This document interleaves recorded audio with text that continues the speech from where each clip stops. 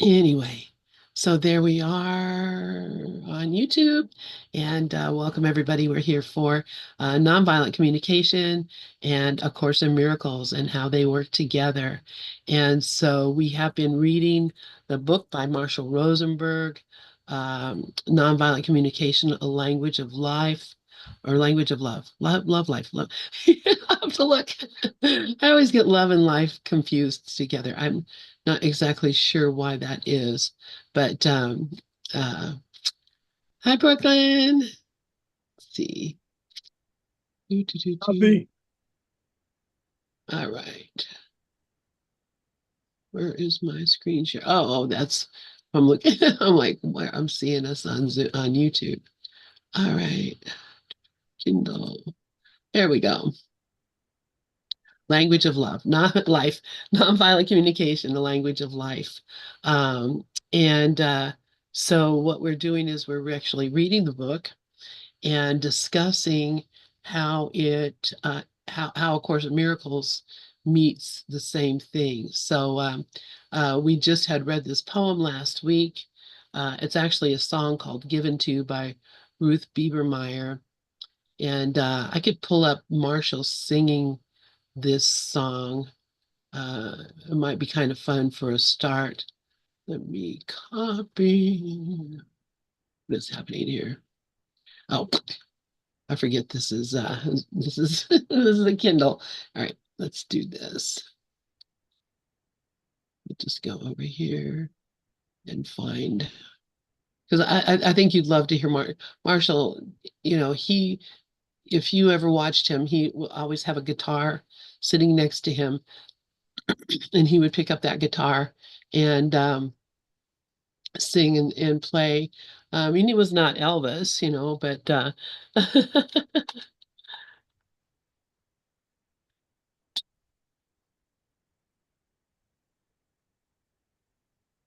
right. But he definitely was a kind-hearted person. There's Susan and Myrna looking so stern there. Okay, let's see. Let's do this one where we can actually, let's see.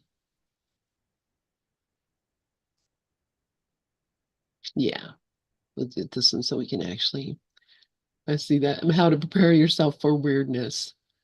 Okay, hang on now, just a second. What I didn't do was share the sound. So let's do that. Okay. All right, so here's Marshall singing this song, Natural Giving Song.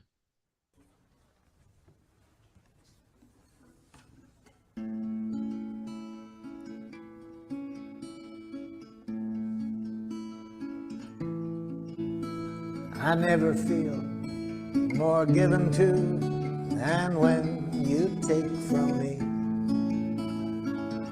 When you understand the joy I feel caring for you, and you know my giving isn't done to put you in my debt, but because I want to live the love I feel for you. To receive with grace may be the greatest giving. There's no way that I can separate the two. When you give to me, I give you my receiving. And when you take from me, I feel so given to.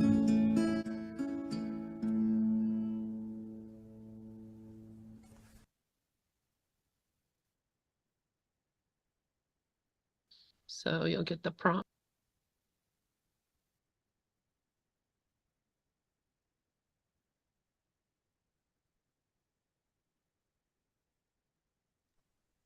That was so loving, so beautiful. Thank you.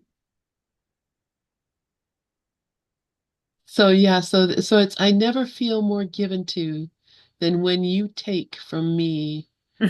You understand the joy I feel giving to you, And you know my giving isn't done to put you in my debt, but because I want to live the love I feel for you. To receive with grace may be the greatest giving. There is no way I can separate the two. When you give to me, I give you my receiving. When you take from me, I feel so given to. Ah, wow. Those are great. Yeah, isn't that just great? That it's just so beautiful. And honestly, it took a long time for me to come to recognize that. I know when and Susie probably could tell you this pretty well. That I was like very reluctant to take anything from anybody. And if people gave me money or anything, I would just feel really like, oh my gosh, Mm, I'm not worthy, I don't deserve this.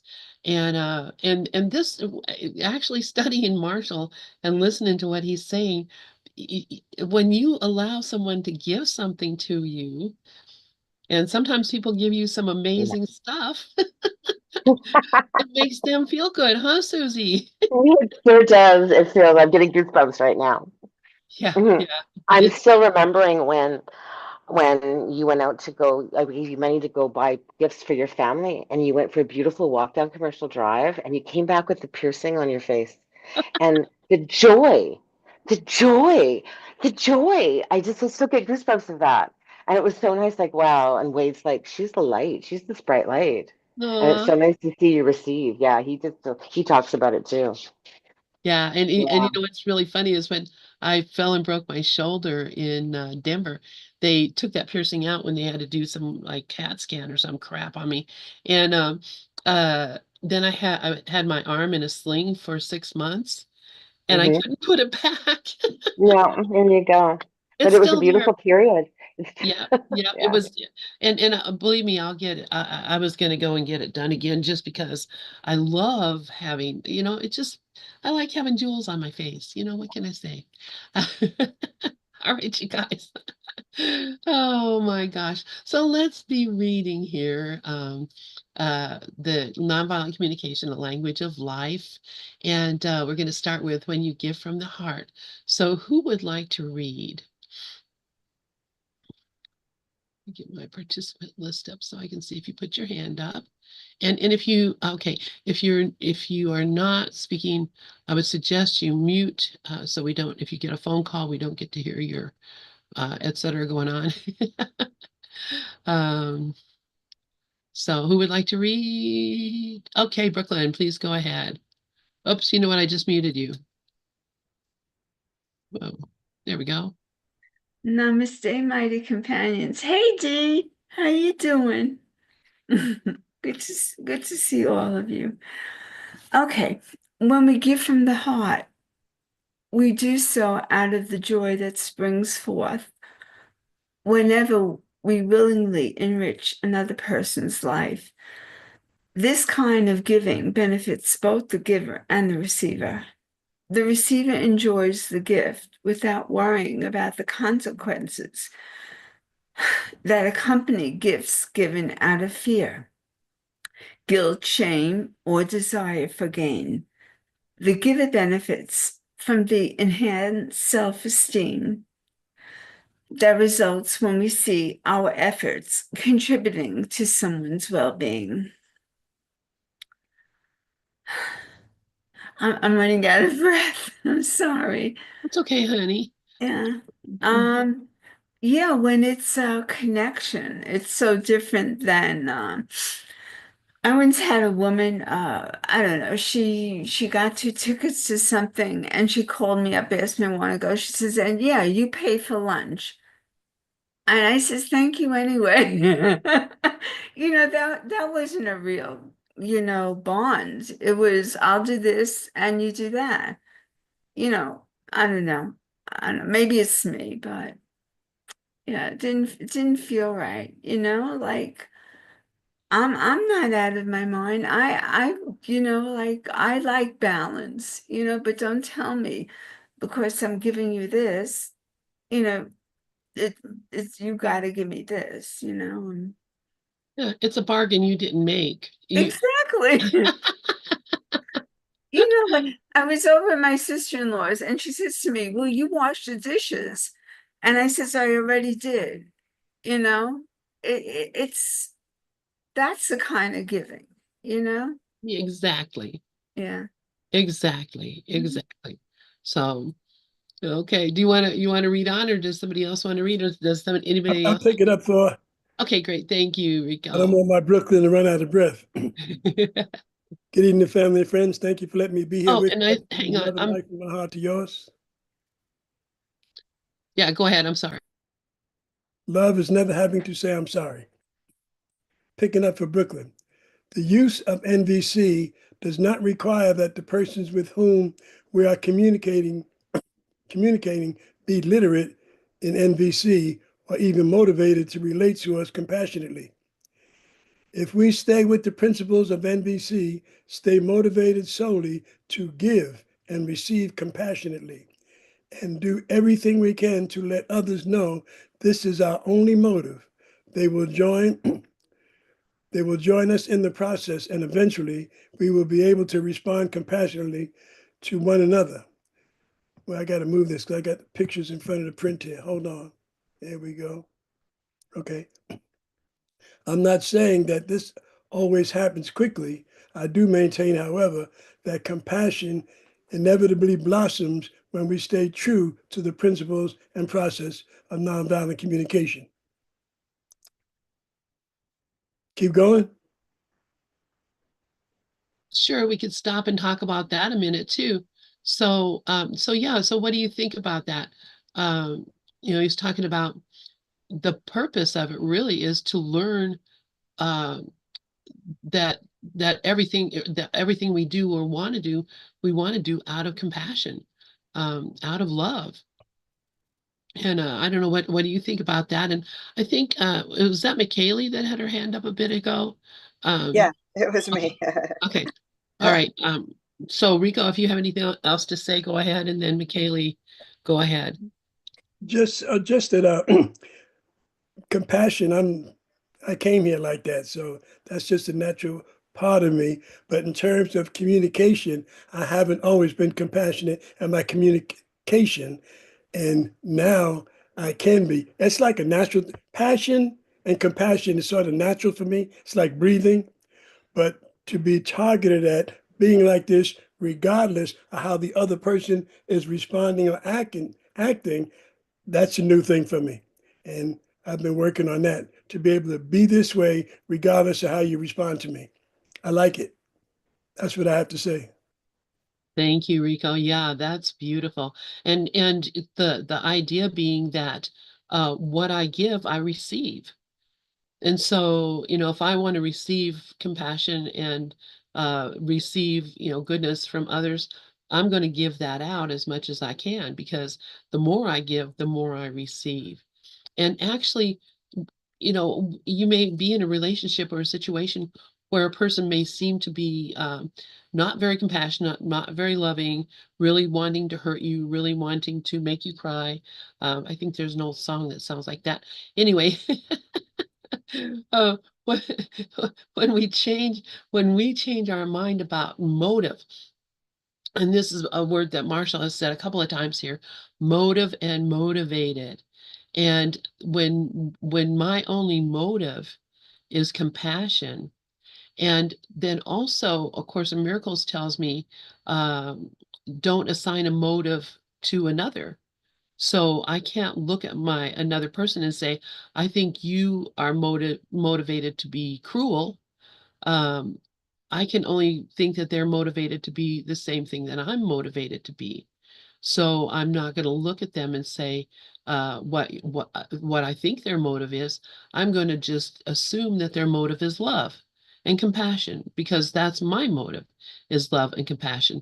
And when I begin to look at the world in that way, then the the bad guys, quote unquote bad guys, uh, become not bad at all because I recognize that no matter how it sounds or seems to me, their actual true motivation is for love because that's our nature. you can't have a motivation that's against your nature. That's what causes people to become insane, you know, schizophrenic, whatever. You know, there's a when we have that conflict between our true nature and the way that we act and react, and the reasons that we act and react the way we do, it causes a huge conflict in us. And you know, the Course in Miracles calls that guilt. And guilt says, I did something wrong and I'm doing something wrong and I deserve to be punished. And if I do something wrong, I deserve to be punished, then I can expect I'm going to be punished and it makes me afraid. So the whole idea of sin and guilt and fear comes out of this going against my own nature, thinking that I want something that is against compassion, against love. So this is a beautiful way of looking at things, that recognizing that, again, what I see out in the world is what I'm projecting out there. So if I'm projecting compassion, then I'm going to experience compassion. And, maybe not today, maybe not tomorrow, but, the world will change, because that's our nature. Our nature is to be loved.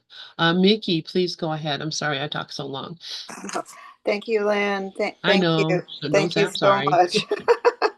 uh, that is so coarse. And I love this on the nonviolent communication. And sometimes, and how Rika was talking about giving and receiving. And sometimes when I have really nothing to give to my brother or others, I, I can give my prayer, which is my love. And that's love, and that state of peace, that stillness, that's not of thought. That is coming from the reflection of the mind of God.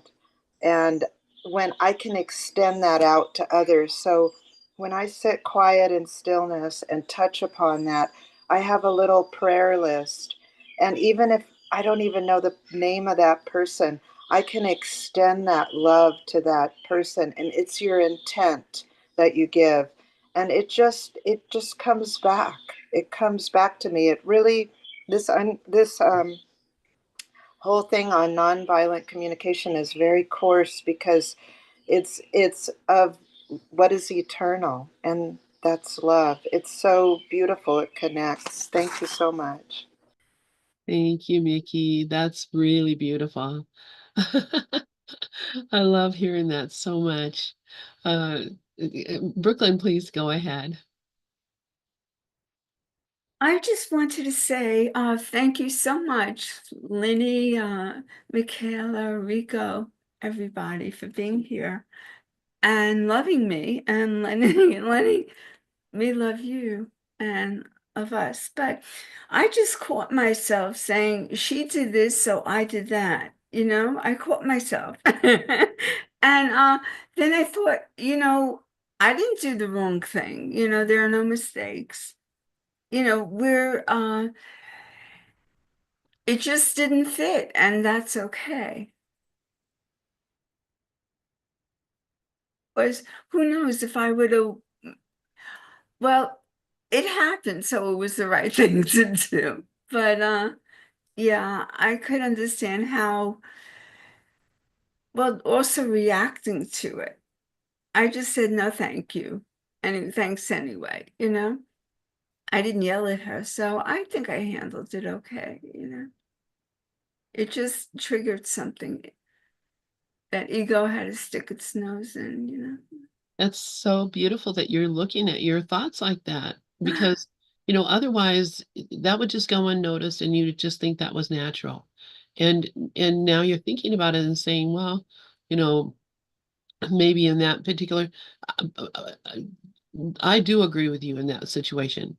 That person tried to make a bargain with you that you never agreed to.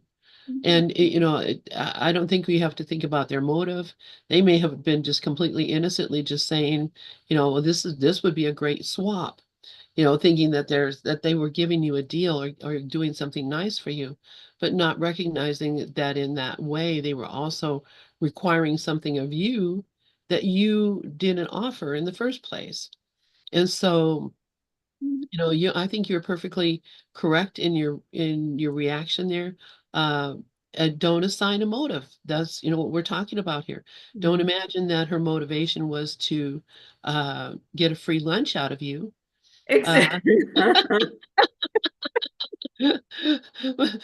she was just thinking of, So of the some. loving thing to do would give her a free lunch, but Well, but she didn't ask you for a free lunch. She said, yeah, I'm making a deal with you. And that's a yeah. different kind of communication. And that's what we have to start looking at is how are we actually communicating our wants and needs and desires and our feelings, because for the most part, we are deaf, dumb, and blind. And Jesus tells us in the Course, you have ears that don't hear, you have eyes that don't see. What makes you think you can know anything?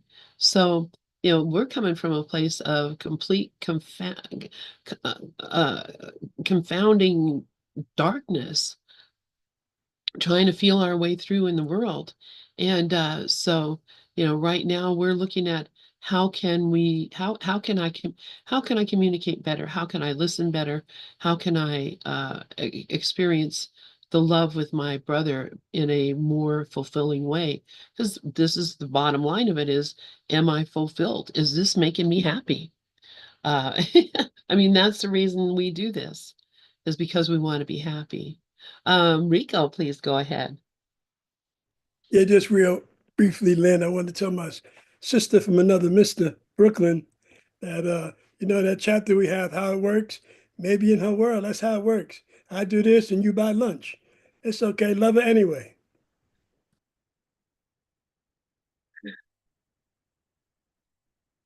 I love that. Did you want to say anything back, Brooklyn? Well, it already happened. But I hear you. Thank you, Rika. Mwah. I love it, you guys. This is so cool. So does anybody else have anything that they'd like to talk about or share before we go on to continue reading about the MVC process? How does it work? All right, who would like to read? You can put your hand up or unmute your mic, or let's see, Rafi putting his glasses on. That's a I'll good read. sign. Somebody else is gonna take, go ahead. Okay, Susie, you want to read?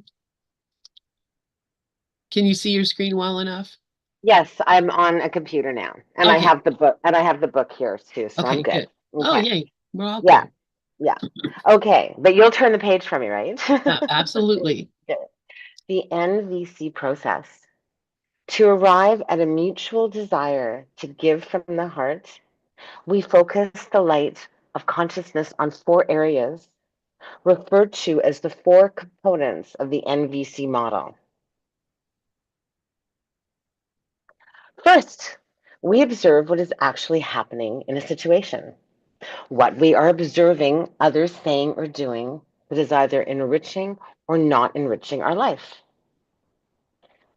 The trick is to be able to articulate this observation without introducing any judgment or evaluation, to simply say what people are doing that we either like or don't like. I thought I might just stop there. Well, I can keep going.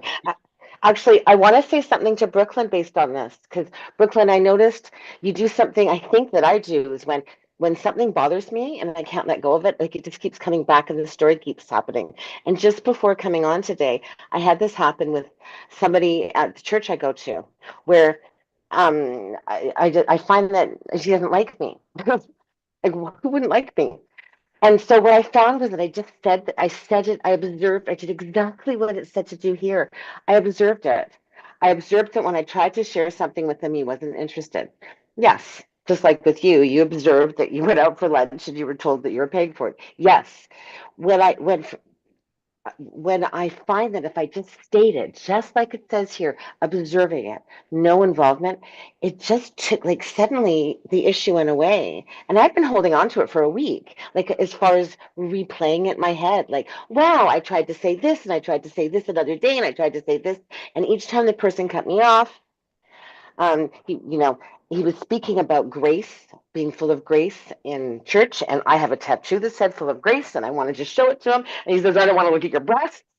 And so, but when I said it out loud to myself, like I said each one, this happened, yes, and you stop and you feel it, and suddenly there's no pain in it. It's just exactly what it said. You're just observing what others are doing, and is it enriching or not enriching our lives? Well, for me, I found that it became neutral. And so it just went away. I love that. I love that. I love that. Because yes, that would be you showing him your tattoo, and I love that. Because I mean, it's so innocent, right? Um, Talking on the stage about being full of grace, and I'm like, oh, I want to show you my tattoo. And he goes, I didn't want to see your breast. But the pain, now it's just a funny story. But I held on to it for a week because I was hurt. And I was able to say to myself, I was hurt. I'm able to acknowledge all of that. But when I stopped and just replayed it neutrally, like, let's look at each fact. This, yes, yes, yes. And then it's like, okay, well, what else, ego? What else you got for me? Nothing. yeah, yeah, that's beautiful. Thank you, Susie. Okay, so you want to continue on? Sure. Okay. Okay, so that was, we did the first part. So next, we state how we feel when we observe the action. Are we hurt? Are we scared? Joyful? Amused? Irritated? That's great. I love it. Are we hurt? And thirdly, we say what needs of ours are connected to the feelings we have identified. Wow.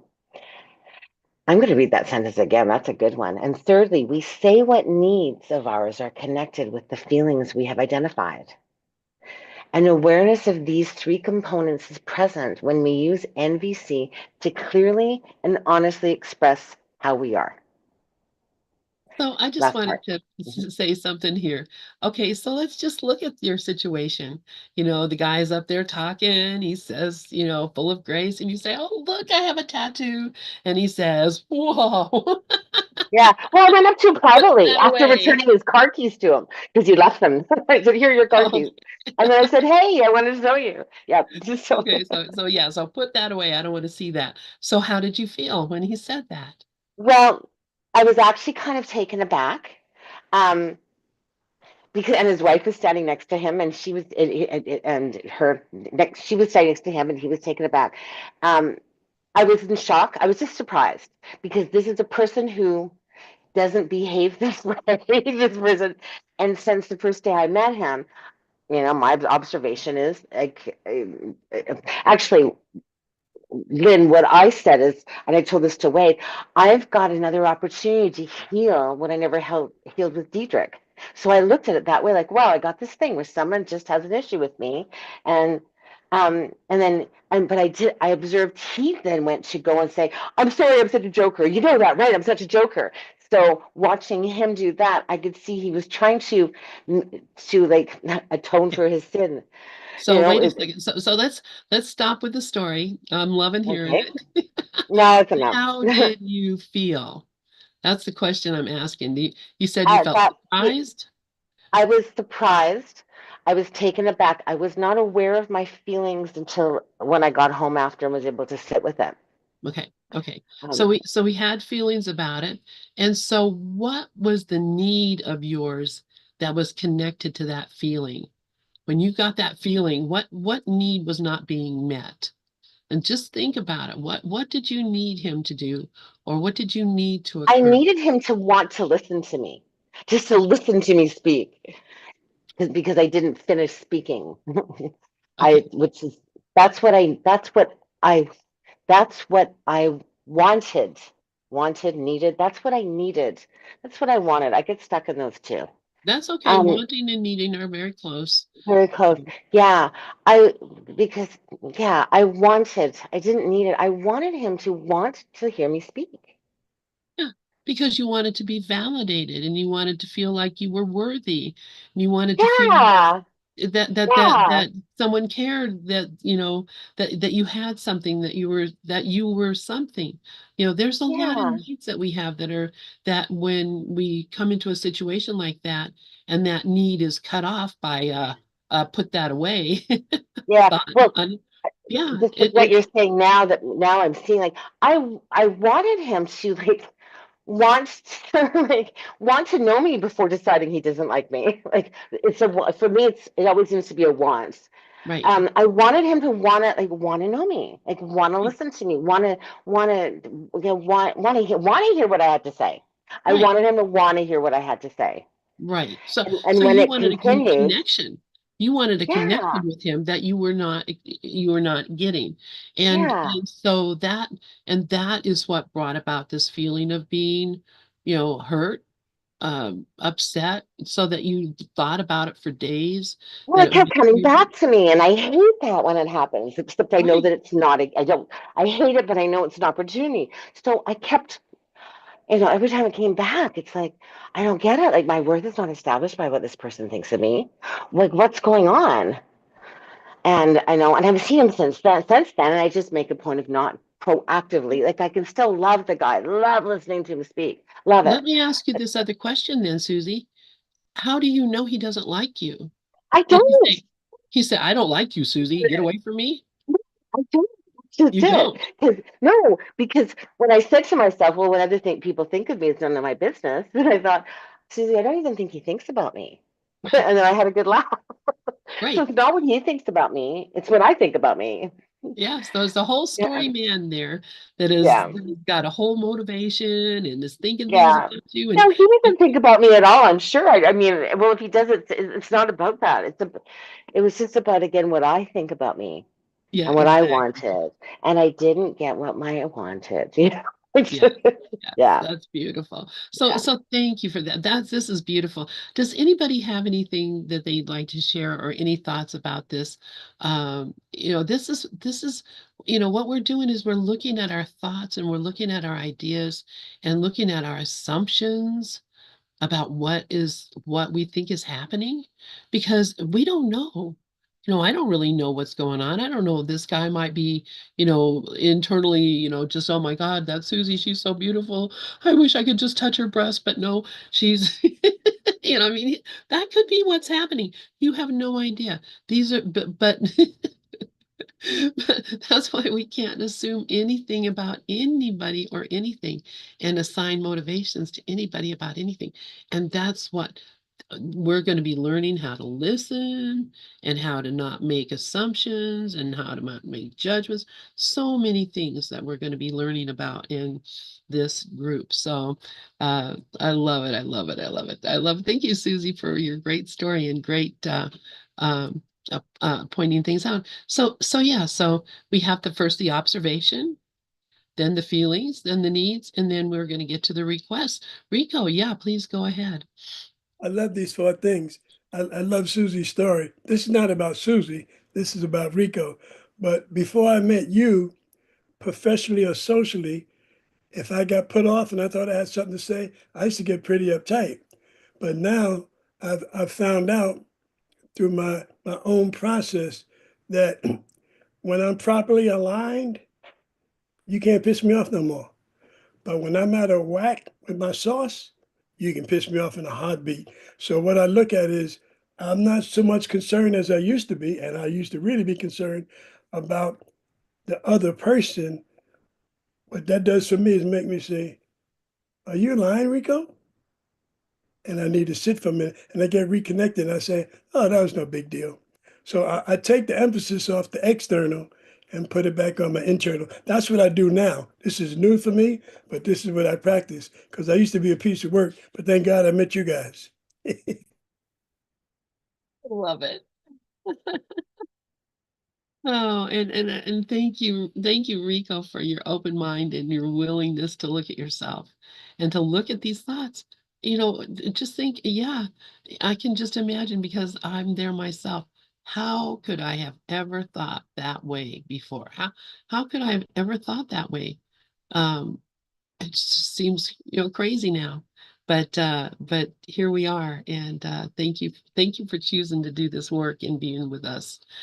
So anybody else have any thoughts before we move on? All right. So the four components of observations, feelings, needs, and requests. We're going to talk a lot about these things because to me, the most important part of all of this actually is learning how to observe without judgment, to observe without making assumptions, to observe without making up stories, to just observe what is happening.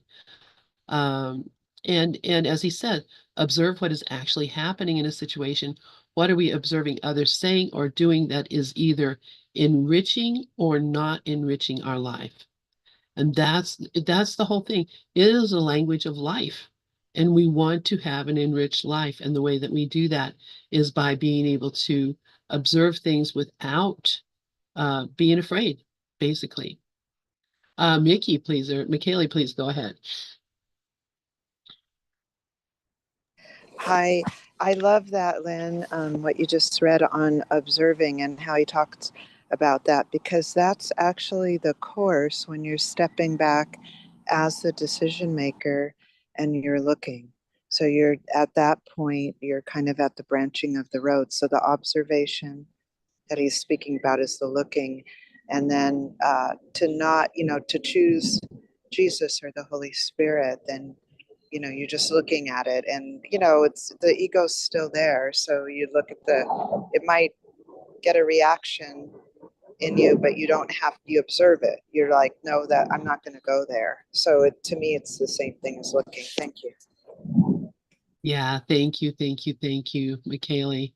And it's something that takes some practice. And but being willing and open to see, how am I doing this now?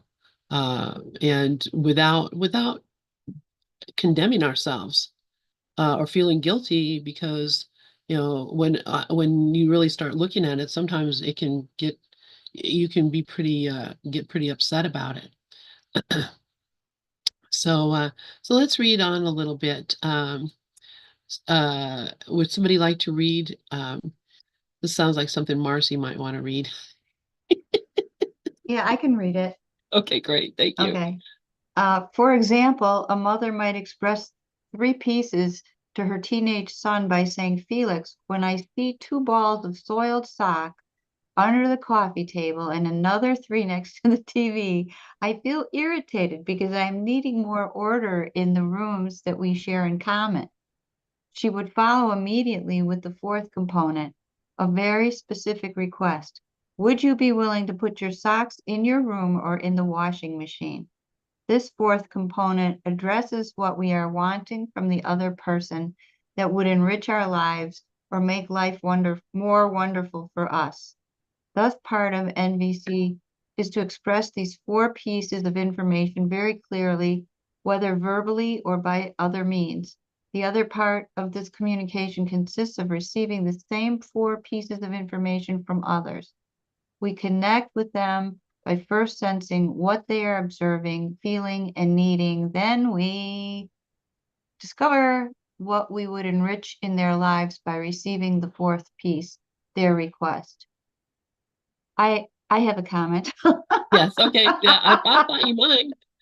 I went in the basement today and I noticed the bathtub was very dirty. And I think once before I actually just cleaned it. It was simpler.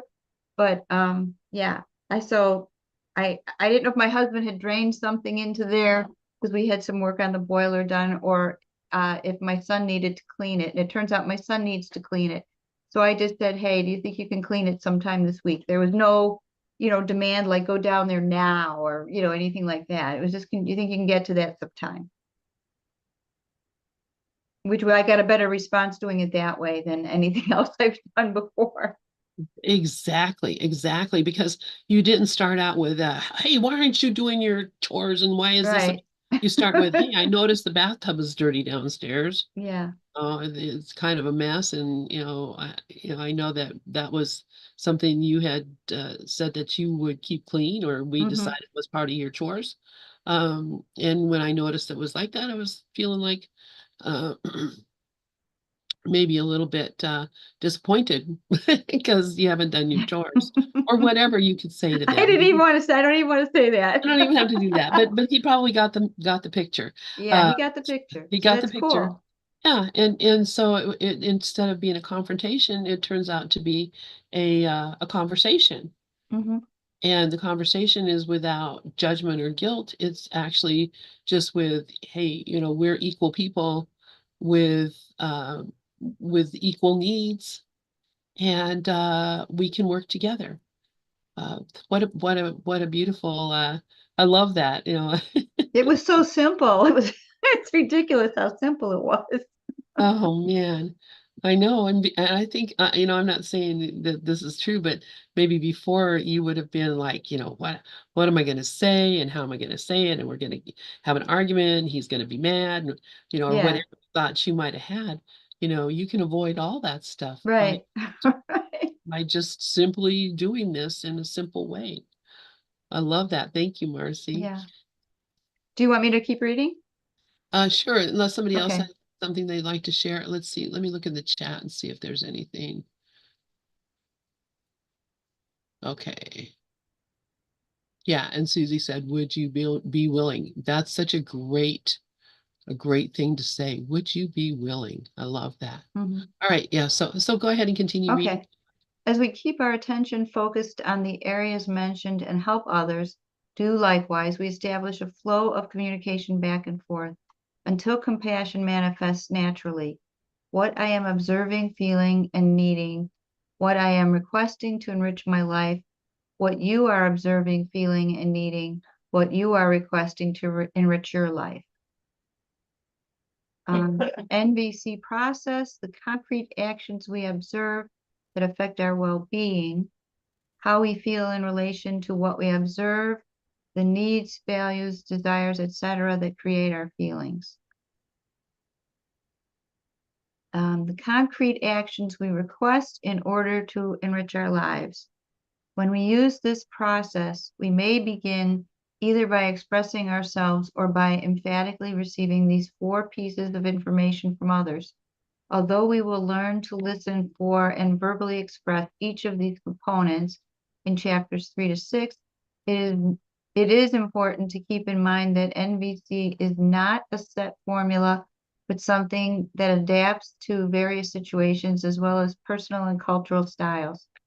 While I conveniently refer to NVC as a process or language, it is possible to experience all 4 pieces of the process without uttering a single word. The essence of NVC is in our consciousness of the 4 components, not in the actual words that are exchanged. All right. So yeah. That's we're gonna have a lot of practice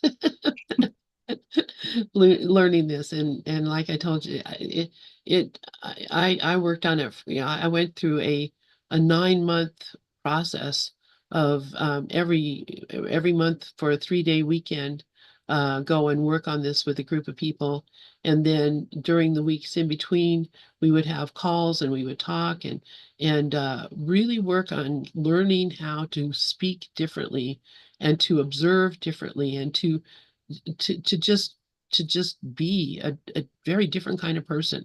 And for me, I became a very different kind of person than I was before I had this.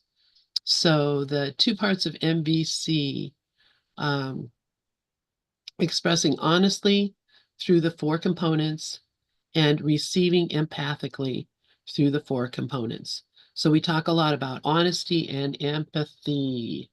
Um, so let's see who would like to read now. Anybody applying MBC on our lives in the world? Go ahead, Rafi.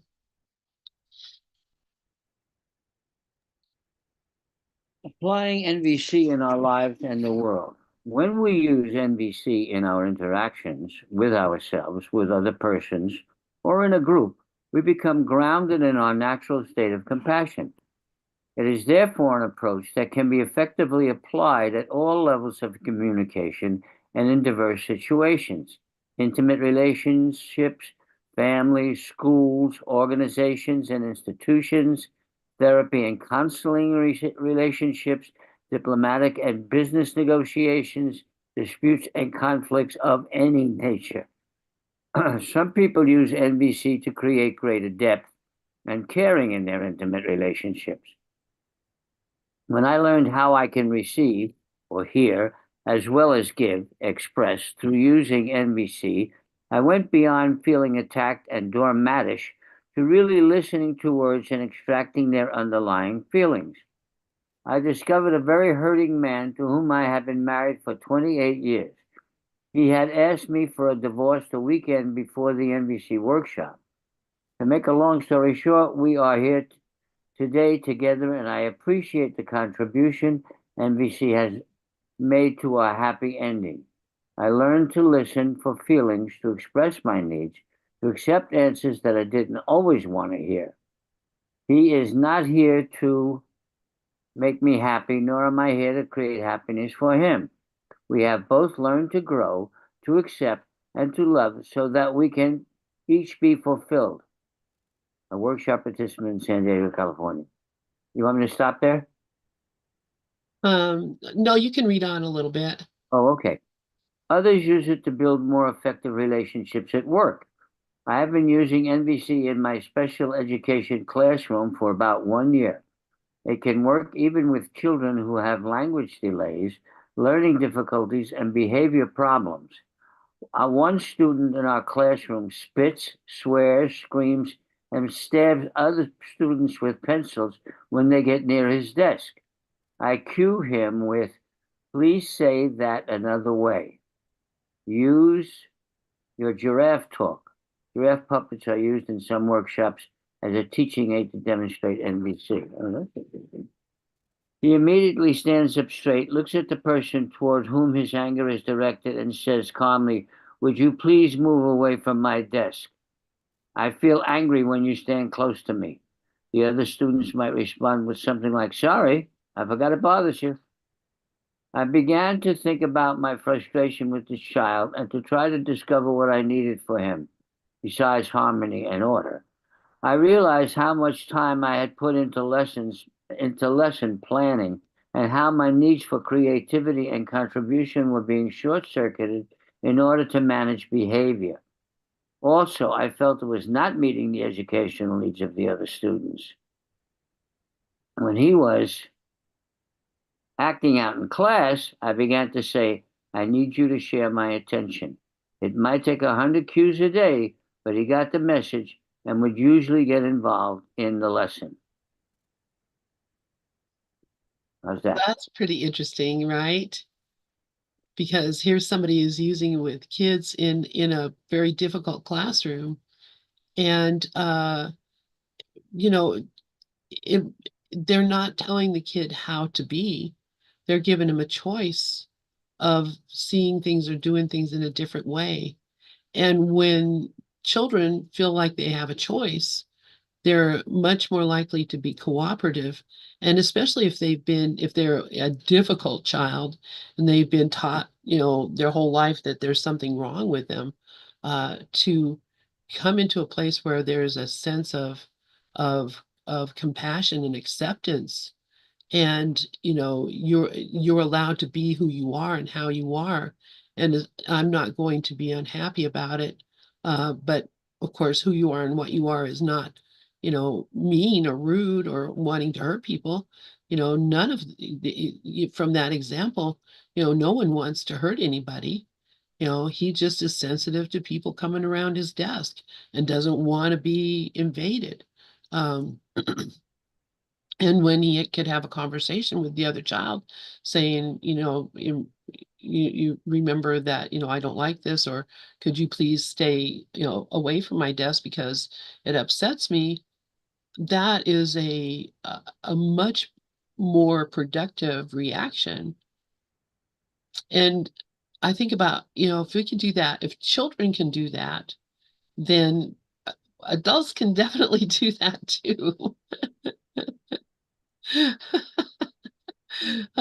So so that we are listening to each other with a compassion, and and we're helping each other remember the that need that we have, and how to fulfill it. Does anybody have any thoughts about this? Well, just one really. The thing that occurred to me is that something a teacher told me a long time ago, a release teacher told me a long time ago, is sometimes people, when you say something to them and it's innocent, for instance, or in the best or whatever, there's a subconscious ego reaction of, don't tell me what to do. And when the teacher explained to that child that they could explain to the other children, I don't want anybody near my desk, then in a simple, open, non-threatening sort of way that can't be interpreted as threatening, the other kids will go, I'm sorry, I didn't know, it's like, don't tell me what to do. I'll go by your desk anytime. It's like, oh, I'm sorry, I didn't realize it. Yeah. And it sounds like it's very simple, but it's very effective, because that kind of that sort of subconscious reaction, that knee-jerk reaction, happens a lot in people, and I see it in schools a lot, and I also see it a lot in young and in young adults, like especially in dating situations. They're out to dinner, somebody says something, and it's meant to be a nice thing, but their knee-jerk reaction is, you're telling me what to do. I'm not telling you what to do. I'm just, making a suggestion, or something like, and this is a very good way to circumvent that, so that never happens. Very good. Thank you for sharing. That's beautiful.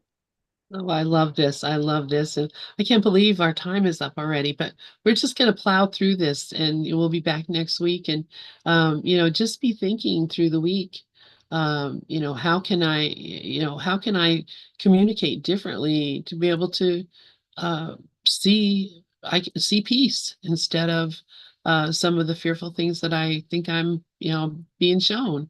So thanks, you guys. So thank you, everyone. Thank you, Susie, for being here. And it's morning time in Bali now, is it? Yeah, early in the morning, because Yeah.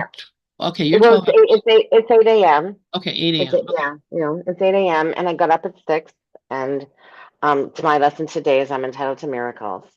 And then I opened up the Galders schedule, and the miracles here. Here we are. Of all Okay. of all of the books you should be reading. You introduced me to Marshall, 15 years ago, you know, It's been a big while. difference.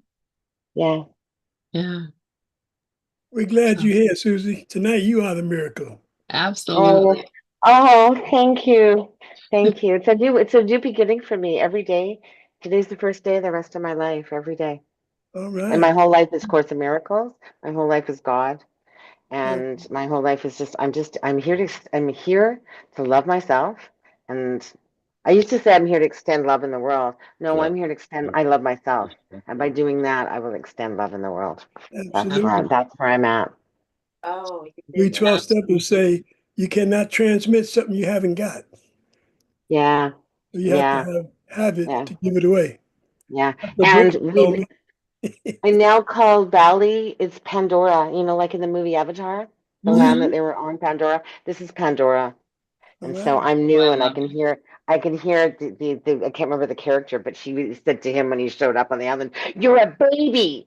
So I'm a baby. I'm a baby in Pandora, and I'm every day, and I'm just so grateful for God, and I'm a life baby is set too. up that all I do right now, I I'm do. grateful for God. Yeah. Yeah. Oh, and also Susie is on Facebook. She is making beautiful graphics every day of the lessons. Yeah. Uh, just doing some lovely creative things. So I'm just so grateful for you. And Oh, thank you. I haven't talked to Dove since this afternoon. Uh, yeah, I'm gonna go ahead and X-rays. yeah,